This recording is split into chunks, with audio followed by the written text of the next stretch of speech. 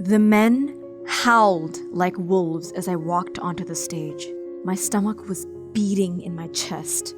I blushed as they kept throwing money and yelling at me, "Take it off! And shake it!" But there was no turning back. If I tried to quit now, they would throw me back on the streets. I was 11 when I started living with my cousin. It was complete hell. She would do anything to get high and even stole money from me. I was scared, desperate, and alone. She never loved or cared for me, and I never had any food to eat or any money left to buy food. So I started stealing food whenever I could. I know that stealing was wrong, but I felt like I didn't have a choice but to do it. I was starving, and I could barely think straight. My cousin's torment grew worse and worse until one day she tried to force me to take drugs. I realized I would rather be on my own instead of letting her treat me like dirt. But I didn't want to face foster care, and God knows what'll happen if I was placed with an even worse family. I thought that being homeless was better because I didn't have to worry about being dependent on anyone. That night, I stayed behind a dumpster. I felt like I was going crazy and could barely sleep because I was constantly on edge.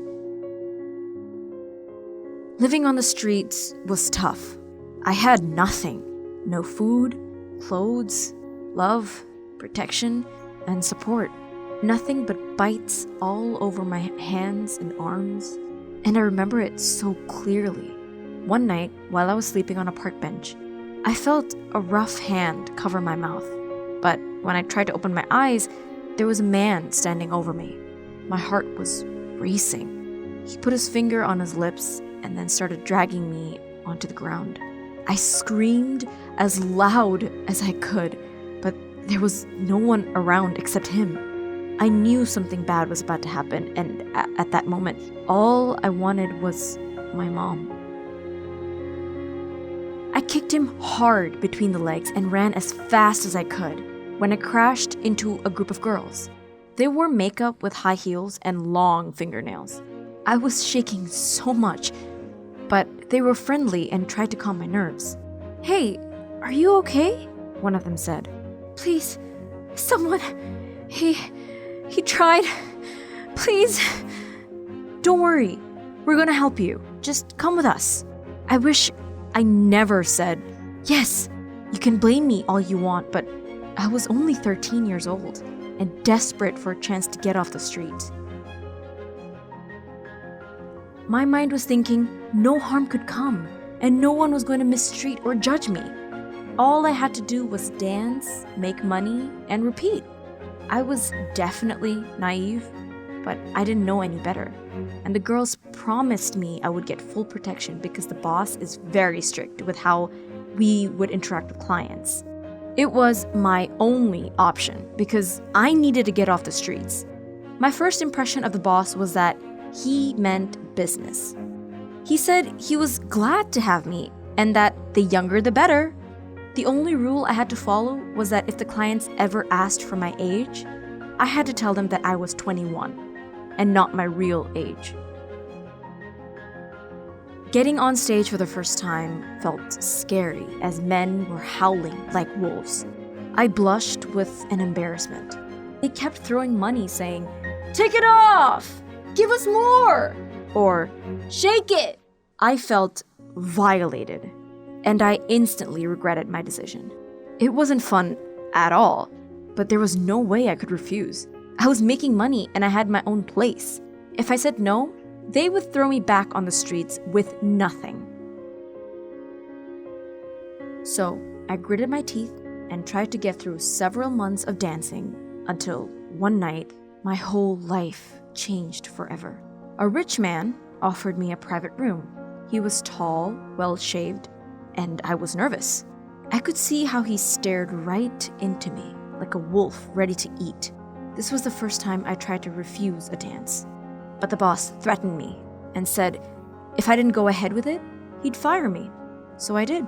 I started dancing when suddenly the guy grabbed me and forced a drink down my throat. After that, I completely blacked out. I woke up in a hospital with no recollection of the night before, but my body ached as if someone had thrown me across the wall. I was covered in bruises, had a black eye, and choke marks all over my throat. My doctors were supportive and told me everything was going to be okay, but nothing they said could comfort me. I overheard the doctors saying that they found me unconscious, dumped outside of the hospital. It turns out that the strip club owner told the girls to get rid of me to cover his tracks because I had been beaten and taken advantage of. When I found out what happened to me, I was stunned. I felt like as if someone shot me through the chest. I couldn't believe this happened. But what was worse was the realization that I was alone again, with no money and nowhere to go. Everyone had turned their backs on me, even though none of this was my fault. I was so afraid of going back to the streets, and I really didn't want to leave the hospital. So when my mom's sister reached out, I clung onto her. It turns out that she had been looking for me for years, but my mom had hidden my whereabouts from her until the police contacted her. She was the first person in my life to actually want me and welcome me with open arms. But after being alone for so long, I found it really hard to trust her intentions. What if she does things to me like my cousin? Or throw me out like my mom? I blamed myself for making the wrong choices. I was the only one who ran away and ended up stripping in clubs. Being homeless hardened me, and the only way I knew how to survive was to not trust anyone, even if it's your own family. If I trusted someone, it means I'm putting myself into trouble or harm. I had nightmares of my past. There were nights I didn't sleep. I slept underneath my bed or in the closet. It was hard adjusting because I never felt safe nor protected. But my aunt was patient and realized why I behaved that way. She demonstrated her love, the love I never felt before. She offered me counseling and therapy. At first, I thought it was a trick. I thought she was going to abuse or sell me. But when I met the counselor, I felt relief. I opened up and told her everything that had happened. She just listened. I wasn't judged or called names. And in the end, she suggested a group therapy where there were other young teenagers who had experienced similar things to me.